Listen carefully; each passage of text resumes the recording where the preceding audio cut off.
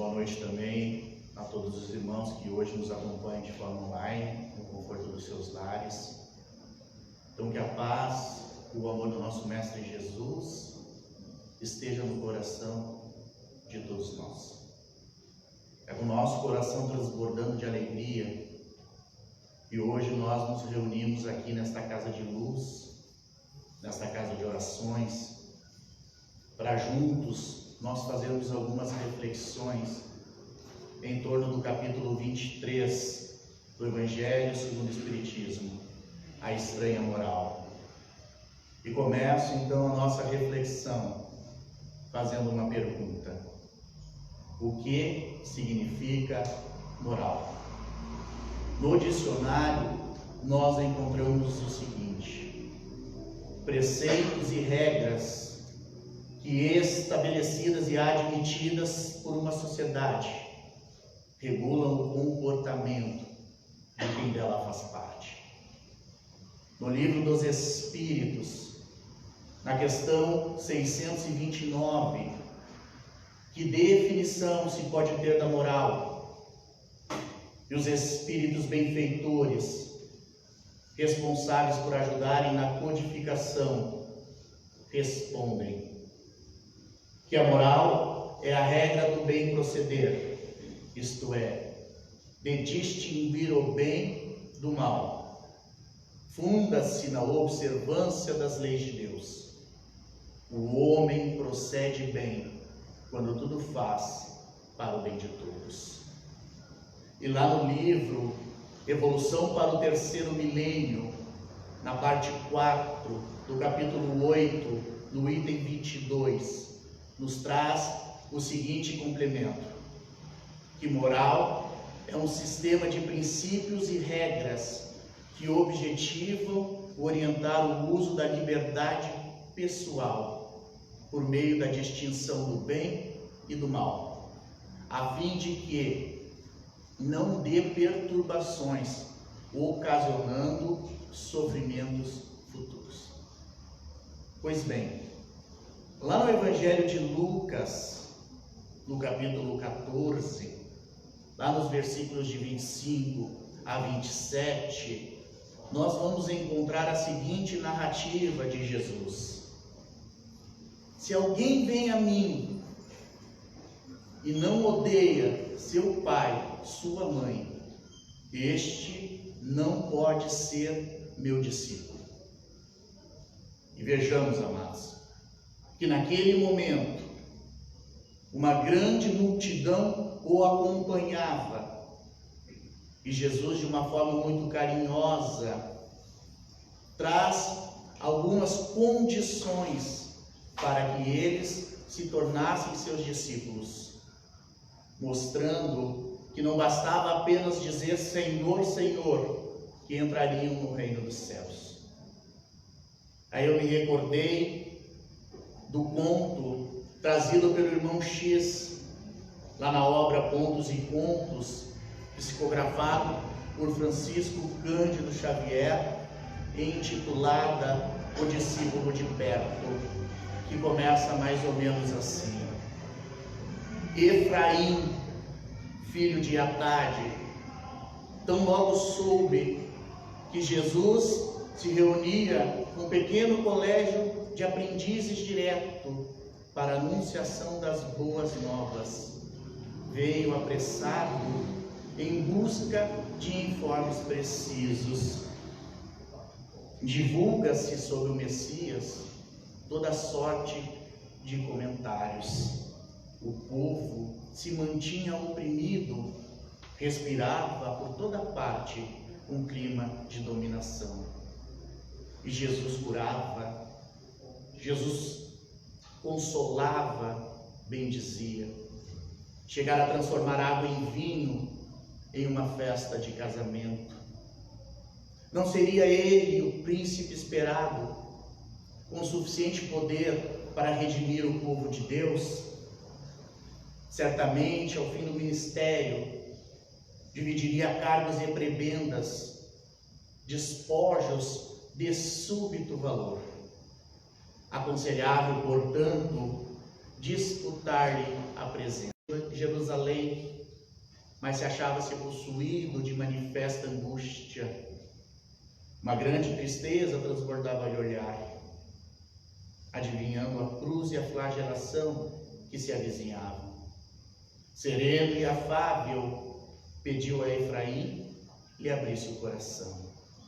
Senhor, disse o rapaz, ardendo de idealismo, aceita-me por discípulo, quero seguir-te igualmente, pretendo pertencer-te de alma e coração, e desejo um lugar mais próximo do teu peito. Jesus sorriu e falou calmo. Tenho muitos seguidores de longe. Aspirarás, porventura, à posição de discípulo de perto? Sim, mestre, exclamou o candidato, embriagado de esperanças no poder humano. Que fazer para alcançar semelhante glória? E Jesus, que lhe sondava os recônditos escaninhos da consciência, esclareceu pausadamente. Pode crer e descrer, abordando a verdade e esquecendo-a periodicamente. O discípulo de perto empenhará a própria vida na execução da divina vontade e permanecerá dia e noite no monte da decisão. O discípulo de longe provavelmente interter-se-á com muitos obstáculos a lhe roubarem a atenção. O de perto viverá em suprema vigilância. O de longe sente-se com liberdade para buscar honrarias e prazeres humanos. O de perto sofrerá as angústias do serviço sacrificial e incessante. O de longe dispõe-se de recursos para empolarizar-se e ferir. O de perto armar-se-á através dos anos, de inalterável paciência para aprender e ajudar.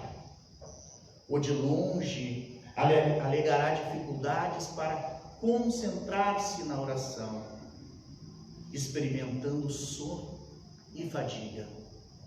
O de perto inquietar-se-á pela solução dos trabalhos e caminhará sem cansaço em constante vigília. O de longe respirarás em estrada florida, demorando-se na jornada quando deseje. O de perto, contudo, muita vez seguirá comigo pelo atalho espinhoso. O de longe dar-se-á pressa em possuir. O de perto sente alegria em dar sem recompensa. E o de longe somente encontra alegria na prosperidade material. O de perto descobre a divina lição do sofrimento. O de longe padecerá muitos milindres. O de perto encher-se-á de fortaleza para perdoar sempre e recomeçar o esforço do bem, quantas vezes se fizerem necessárias. O de longe não cooperará sem honras. O de perto servirá com humildade, obscuro e feliz.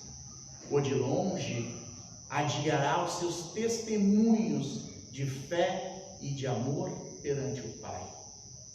O de perto, no entanto, estará pronto para aceitar o martírio em obediência aos celestes desígnios a qualquer momento.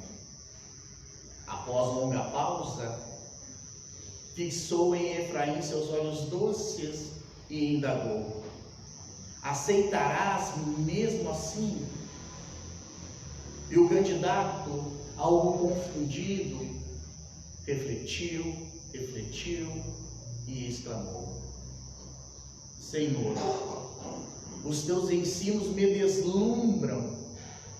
Vou até a casa de Deus, agradecer ao Santo dos Santos, e volto dentro de 1 hora, a fim de abraçar-te o sublime apostolado, sob juramento. E Jesus aceitou o amplexo efusivo e ruidoso, despediu-se dele sorrindo, mas Efraim, filho de Atade, nunca mais voltou.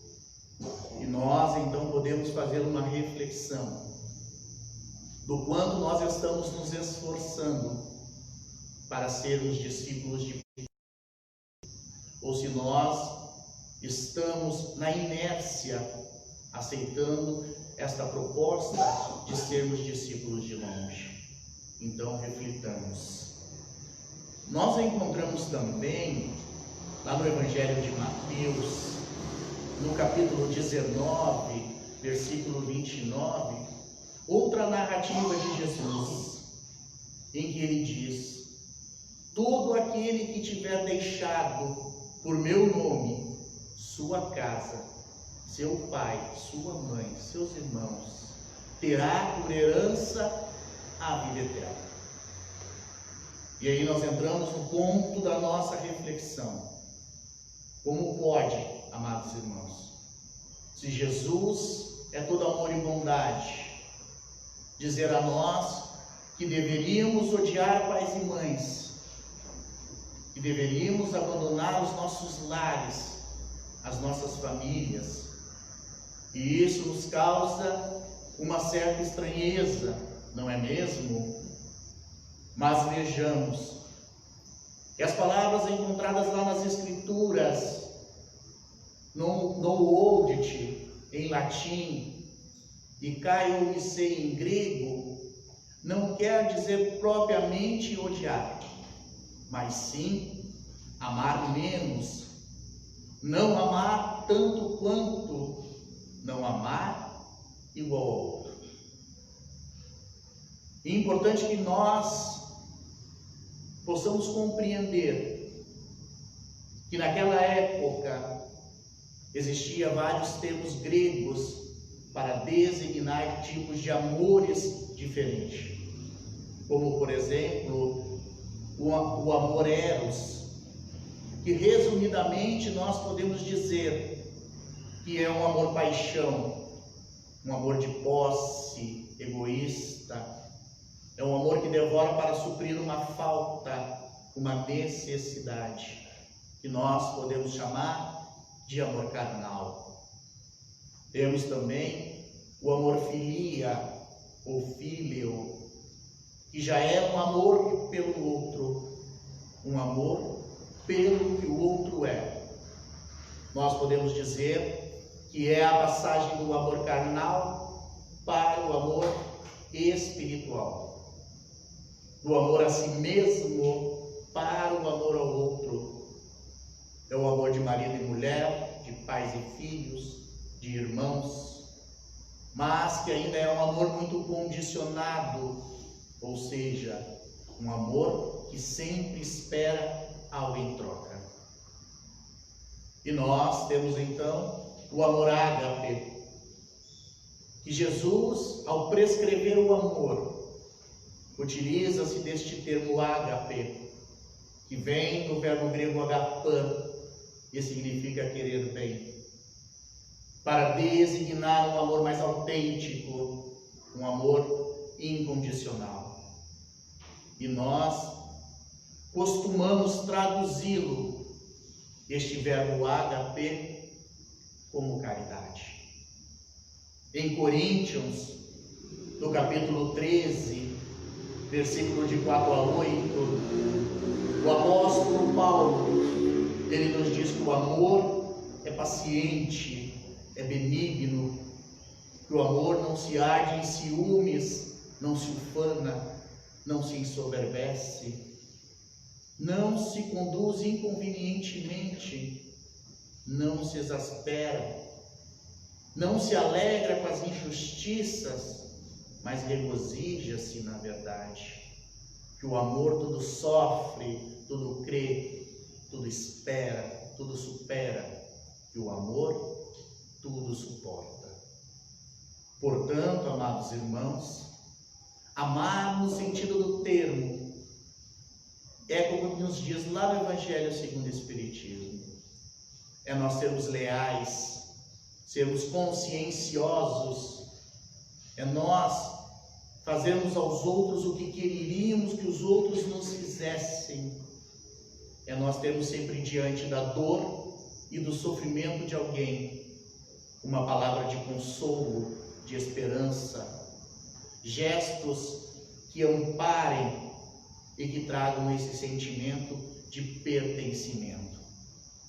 O apóstolo João, certa vez ele nos disse: não nos amemos por palavras, mas sim através das obras, com todo o fervor do nosso coração. Aproximemo-nos dos piores para ajudar. Aproximemo-nos dos melhores para aprender. Amemo-nos uns aos outros, não de boca, mas de coração. E como nós estamos amando?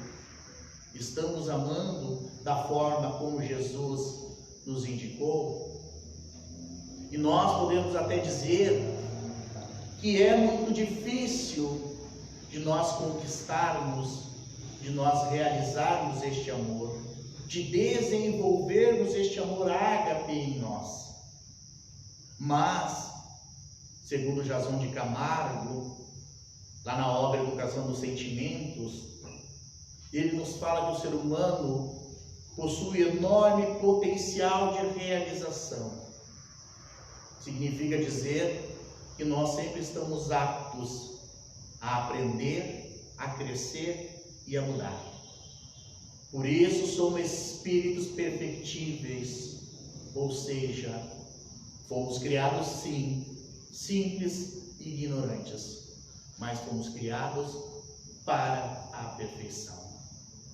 Então nós podemos trabalhar no nosso campo espiritual este sentimento, aprendendo, desenvolvendo através de 3 passos importantes, que são: primeiro passo é mover-se para o amor, é nós estabelecermos para a nossa vida uma diretriz, é nós nos esforçarmos para seguir este caminho.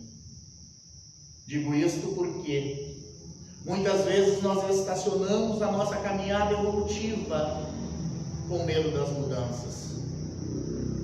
A ideia da transformação, ela nos assusta e nós temos medo. E o medo nos paralisa. Nós achamos que este amor ágape está muito acima das nossas capacidades e que nós não temos essas condições para conquistá-lo e desenvolvê-lo em nós. Mas, amados irmãos, toda a lei de Deus se resume na lei do amor. E nós temos as plenas condições de desenvolver em nós, porque ele existe em enorme potencial no nosso coração. O segundo passo, então, é conhecer o amor. E conhecer o amor se dá de várias formas: estudando, observando, sentindo, refletindo, procurando viver uma vida mais cheia de pensamentos positivos, observando os nossos pensamentos, as nossas atitudes com relação ao nosso próximo, refletindo também sobre as atitudes do outro para conosco, diminuindo então em nós os pré-julgamentos, possibilitando desenvolvermos de uma forma mais profunda, mais reflexiva, este sentimento tão sublime. E o terceiro passo, então, é vivenciar o amor, pois é através dos exercícios diários que nós vamos colocar em prática os nossos anseios e projetos espirituais. João Henrique Pestalozzi, que fora chamado pedagogo da humanidade, ele certa vez nos disse que nós não iremos aprender a pensar somente lendo livros sobre pensamento, mas sim pensando. Nos disse também que nós temos a cabeça para pensar, o coração para sentir e as mãos para obrar. E no amor, nós temos essas 3 faculdades humanas como referências educativas, ou seja, pensar, sentir e agir no bem.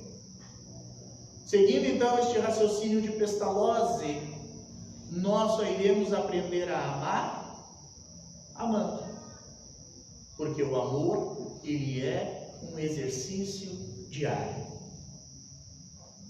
Quando Jesus nos fala no primeiro mandamento, amar a Deus sobre todas as coisas, ele nos trazia a reflexão de que nós devíamos amar a Deus primeiramente, libertando-se dos apelos da matéria. Fica aí muito claro que Jesus pretendia nos conscientizar sobre a vida futura, ou seja, sobre a vida do Espírito, e que esta tinha uma importância maior do que os prazeres mundanos. Quando Jesus nos convida a ir até Ele, segui-lo, e pede que deixamos pai e mãe, não significa que devemos abandoná-los ao sabor da sorte, o que isso ocasionaria numa total falta de caridade e amor. O que Jesus pretendeu foi nos chamar a atenção para a vida religiosa, para essa vida futura, a vida do Espírito, e dizer que esta tinha uma importância maior do que até mesmo parentes e amigos. Outra passagem que também nos causa uma certa estranheza está lá no capítulo do Evangelho de Mateus, no capítulo 20, versículos de 34 a 36, em que Jesus fala: não penseis que eu vim trazer a paz sobre a terra. Eu não vim trazer a paz, mas a espada. Porque eu vim tirar o homem de seu pai, a filha de sua mãe, a nora de sua sogra, e o homem terá por inimigo os da sua casa. Meus queridos irmãos, novamente eu pergunto, como pode ser isso, se Jesus, o nosso mestre divino amigo, é Ele mesmo a personificação do amor na terra, os seus exemplos, os seus ensinamentos eram todos do mais puro amor, da qual nós já o conhecemos como amor incondicional. Poderia trazer à terra a espada em vez da paz, se foi Ele mesmo que nos disse: eu vos dou a minha paz. E se nós observarmos como nós falamos durante a nossa vida que queremos um pouco de paz, às vezes falamos até de uma forma agressiva: me deixem em paz. Nós confundimos a paz com a ociosidade, com facilidades e com irresponsabilidades inconsequentes. Falamos às vezes que trocaríamos tudo o que temos por um pouco de paz, sem ao menos nós entendermos o que ela significa. No dicionário, nós vamos encontrar a paz como sendo um estado de espírito de uma pessoa que não é perturbada por conflitos ou inquietações é também calma, quietude, tranquilidade. A reflexão que temos que fazer é de entender que a paz que nós buscamos não é a paz que o mundo material nos propõe, onde ela é avalizada nas coisas que nós conquistamos ou nos bens adquiridos. Porque a paz mundana, ela é entendida como a ausência de dificuldades, de provas, de desafios, de mudança das situações exteriores, que onde eu estiver, tudo que estiver na minha volta estiver bem, nós estamos em paz. Vocês querem ver? Se nós, amados irmãos, temos o nosso emprego desejado, recebendo aquele salário magnífico, nós estamos em paz. Se nós financeiramente estamos bem, sem dívidas, estamos em paz. Se a saúde dos nossos familiares está bem, nós estamos em paz. Se nós desfrutamos dos prazeres, dos diversos prazeres que o mundo material nos propõe, nós alcançamos a tão sonhada paz, não é mesmo? Quanta ilusão! Passado então esse sentimento de euforia por mais uma conquista, nós experimentamos novamente o vazio da alma, aquelas inquietações que não desgrudam da gente, ressurgem novamente, e aquela paz que nós havíamos conquistado já não existe mais.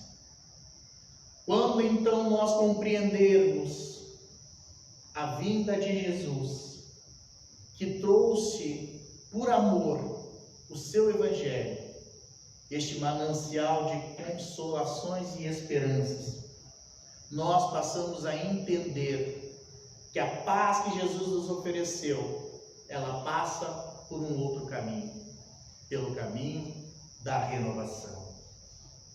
A pergunta a se fazer então é: somos capazes de conquistar a verdadeira paz? Claro que sim.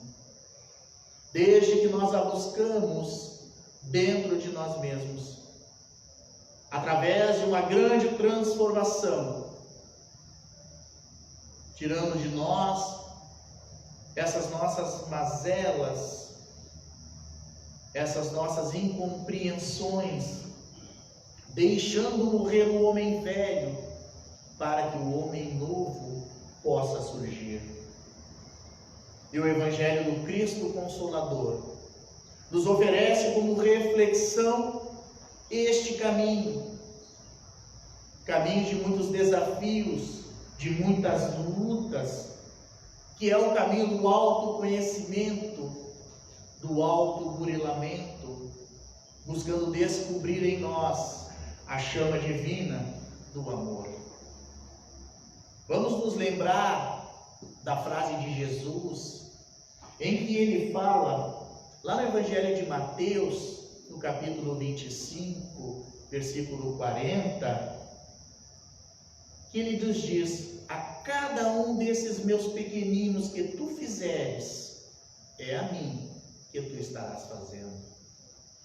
Nos traz como reflexão que nós encontraremos essa paz dentro da realização das boas obras, sendo fiéis ao Evangelho do Cristo.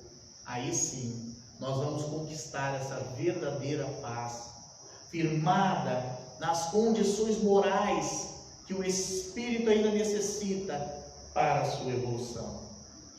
Então, quando nós compreendermos que a paz passa pelo equilíbrio do nosso campo espiritual, nós sentiremos essa paz dentro do nosso coração. Porque a paz do Cristo é simplesmente pensarmos no ser e não no ter.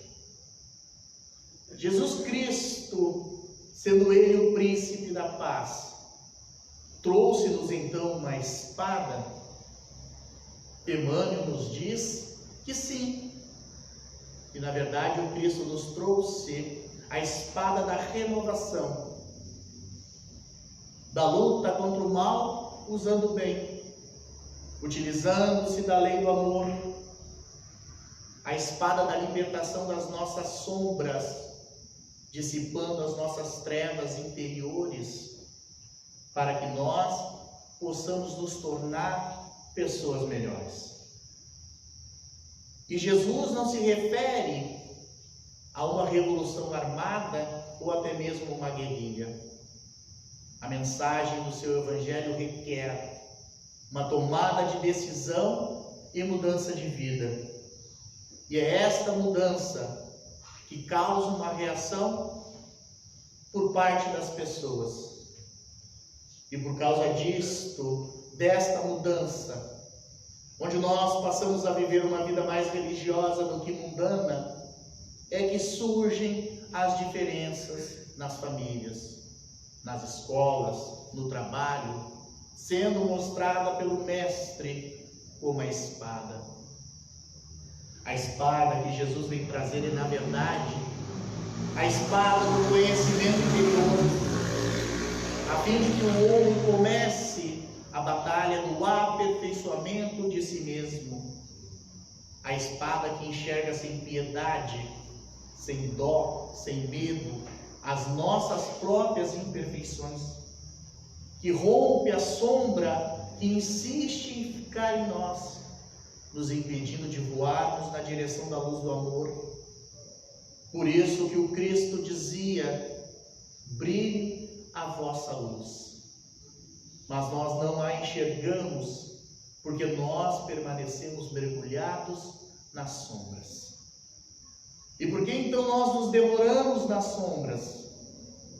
Porque nós agimos como não soubéssemos que é o amor que vai nos libertar do sentimento de pânico, da depressão e de todos os outros males que nos afligem durante essa nossa existência. Todos nós temos o livre-arbítrio. Então, qual será a nossa opção? Buscar a paz mentirosa, aquela firmada na ociosidade, e desviar-se do caminho da luz? Ou buscarmos a paz de Jesus Cristo, aquela firmada no trabalho, na renovação, na fraternidade, aquela que de fato elevará o nosso espírito? A decisão de vivermos o Evangelho do Cristo automaticamente já traz uma ruptura com os padrões ditados pelo mundo materialista. E nós ainda permanecemos nas sombras pela falta de coragem para enfrentar esses padrões cada vez mais egoístas, ditados por uma sociedade doente, onde rejeitam, onde perseguem todos aqueles que procuram viver nos princípios da luz. O apóstolo Paulo, que antes era Saulo de Tarso, que viveu em lutas, embates, combates e perseguições, nunca havia conquistado e desfrutado da verdadeira paz. Andava sempre inquieto a pensar como lhe faltasse algo e ele mesmo não conseguia explicar. Até o momento de conhecer a luz de Jesus, naquele dia memorável na estrada de Damasco, onde Saulo foi abençoado pela cegueira. E digo abençoado porque Saulo tem a oportunidade de fazer muitas reflexões, de entender e de compreender que o Cristo que ele buscava não era o Cristo da guerra contra os irmãos, mas o Cristo da batalha contra os nossos maiores inimigos, o orgulho, o egoísmo, a vaidade, a ociosidade. Lá na carta de Paulo aos Hebreus, no capítulo 4, Paulo de Tarso nos fala que a palavra de Deus, ou seja, o Evangelho do Cristo, é viva e eficaz, é mais penetrante que uma espada de 2 gumes, capazes de discernir as intenções e os pensamentos do coração. Ele está comparando o Evangelho do Cristo Consolador com uma espada que nos penetra, que nos permite discernir aquilo que é certo daquilo que é errado, de avaliarmos os nossos pensamentos, as nossas ações, coisa que antes nós não fazíamos. O Evangelho do Cristo nos permite conhecermos os nossos maiores inimigos. A partir então do convite feito por Jesus, quando Ele nos convida: vinde a mim todos vós que estáis cansados e sobrecarregados, e eu vos aliviarei. Tomai sobre vós o meu jugo e aprendei comigo, que sou brando e humilde de coração, e achareis repouso para as vossas almas. Pois suave é o meu jugo e leve é o meu fardo. É que nós passamos a compreender a necessidade do combate, mas o do bom combate contra as nossas mazelas, contra as nossas imperfeições, tentando dominar as nossas más tendências e as nossas más inclinações, compreendendo tudo aquilo que nós somos, mas que não mais queremos ser, porque não mais nos convém.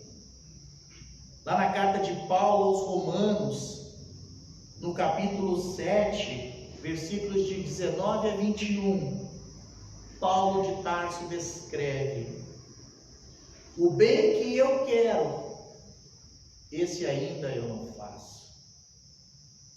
O bem que eu não quero, esse ainda eu faço. O mal que eu não quero, esse ainda eu faço. Mas já há uma luta, porque antes eu jamais queria o bem, hoje eu já quero, hoje eu já busco, hoje eu sei que o mal que reside em mim já não me faz bem, e sei que ele aqui está, mas eu quero superar. Enquanto eu não havia despertado, o mal morava sempre no outro, e era o outro então a ser combatido. Por isso eu não encontrava uma paz mais duradoura, porque ela sempre repousava no proceder do outro ou nas circunstâncias da vida. Quando então transfiro para mim, aí ficou mais fácil. Comecei a entender a paz do Cristo através do combate interno. E é isso que Jesus quer de nós, amados irmãos. A tua paz, a nossa paz só virá mediante de muitos embates, de muitas lutas, por vencer essas nossas más tendências e essas nossas más inclinações. E o segredo então da nossa transformação é focarmos as nossas energias, pensando sim em se transformar, porque nos transformando, estaremos cada vez mais aptos a lidar com as nossas adversidades cotidianas, serenando então o nosso pensamento e o nosso coração. Lá no Evangelho segundo o Espiritismo, neste capítulo 23, lá no item 16, tem uma passagem que diz assim: quando Jesus disse: não creais que eu vim trazer a paz, mas a divisão, o seu pensamento era este: não creais que a minha doutrina se estabeleça pacificamente. Ela conduzirá às lutas sangrentas, da qual o meu nome será pretexto. Porque os homens não terão me compreendido, ou não terão querido me compreender. E os irmãos, separados por sua crença, tirarão a espada um contra os outros, e a divisão reinará entre os membros da mesma família, que não tiverem a mesma fé. E nos disse também: eu vim lançar fogo sobre a terra, para livrá-la dos erros e dos preconceitos, como alguém que tira fogo no campo, para matar as más ervas. E tenho pressa que ele se acenda, para que a depuração seja mais pronta. Porque deste conflito a verdade sairá triunfante. A guerra sucederá à paz, o ódio dos partidos, a fraternidade universal, o fanatismo cego, a luz da fé esclarecida. Então, quando tudo estiver preparado, o campo estiver pronto, eu enviarei o Consolador, o Espírito de verdade, e ele vos fará restabelecer todas as coisas. E no item 17 do mesmo capítulo, nos fala que o Espiritismo vem realizar no tempo certo as promessas do Cristo, mas não pôde fazê-lo sem destruir os abusos. Como Jesus encontra sob os seus passos o orgulho, o egoísmo, a ambição, a cupidez, o fanatismo cego, que batido em suas últimas trincheiras, tenta barrar-lhe, tenta botar entraves e perseguições. Por isso que o tempo de combater é agora. Mas a nossa batalha hoje é toda moral. Não é mais nenhuma luta sangrenta, é apenas moral.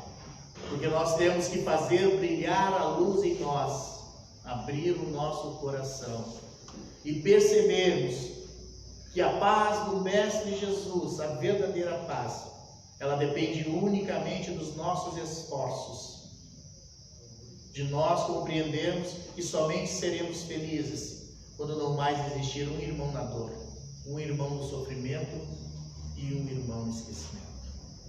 E antes então de nós encerrarmos, agradecer a casa pelo carinho, pela acolhida, pela confiança, agradecer a todos vocês pela paciência, por toda a energia maravilhosa que paira sobre nós, que com certeza sairemos daqui melhores que quando nós aqui entramos. E que a gente possa, ao sair daqui, intensificar a nossa batalha, o nosso aperfeiçoamento, e que a nossa espada seja a espada da sabedoria, a espada da reforma íntima e principalmente do desenvolvimento do amor. E para encerrar, quero trazer então um poema lá da obra Ceifa de Luz, do capítulo 5, psicografado por Chico Xavier, intitulada A Lição da Espada. E nos fala assim: não vim trazer a paz, mas a espada, disse-nos o Senhor. E muitos aprendizes prevalecem-se da feição literal das suas palavras, para estender a sombra e a perturbação. Valendo-se-lhe do conceito, companheiros inúmeros consagram-se ao azedume do lar, conturbando os próprios familiares, em razão de lhes imporem modos de crer e pontos de vista, vergastando-lhe o entendimento, ao invés de ajudá-los na plantação da fé viva. Quando não se desmandam em discussões e conflitos, polemizando ou acusando indebitamente todos aqueles que não lhe comunguem a cartilha da violência e da crueldade. O mundo, até a época do Cristo, legalizara a prepotência do ódio e da ignorância, mantendo-lhe a terrível dominação através da espada mortífera da guerra, do cativeiro e em sanguinolentas devastações. A realeza do homem era a tirania revestida do ouro, arruinando e oprimindo onde estendesse as suas garras destruidoras. Com Jesus, no entanto, a espada é diferente.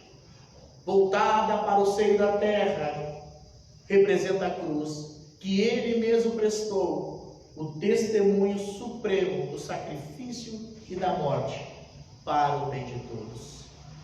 E é por isso que seu exemplo não justifica os instintos desenfreados de todos aqueles que pretendem ferir ou guerrear em seu nome. A disciplina, a humildade, o amor e a renúncia marcam-lhe todos os passos na senda. Flagelado e esquecido, entre o escárnio e a calúnia, o perdão espontâneo flui-lhe, incessante da alma, para somente retribuir bênção por maldição, luz por treva, bem por mal.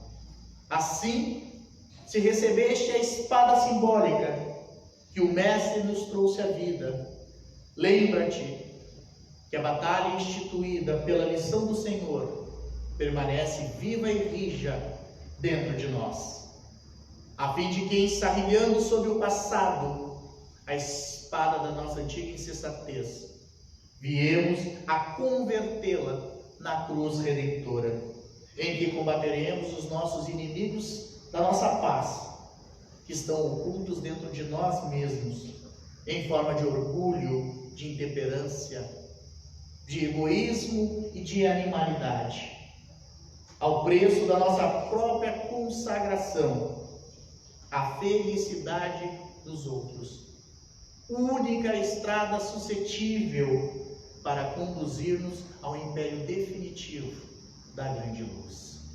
Então, um beijo no coração de cada um de vocês e uma ótima noite para todos nós. Que assim seja.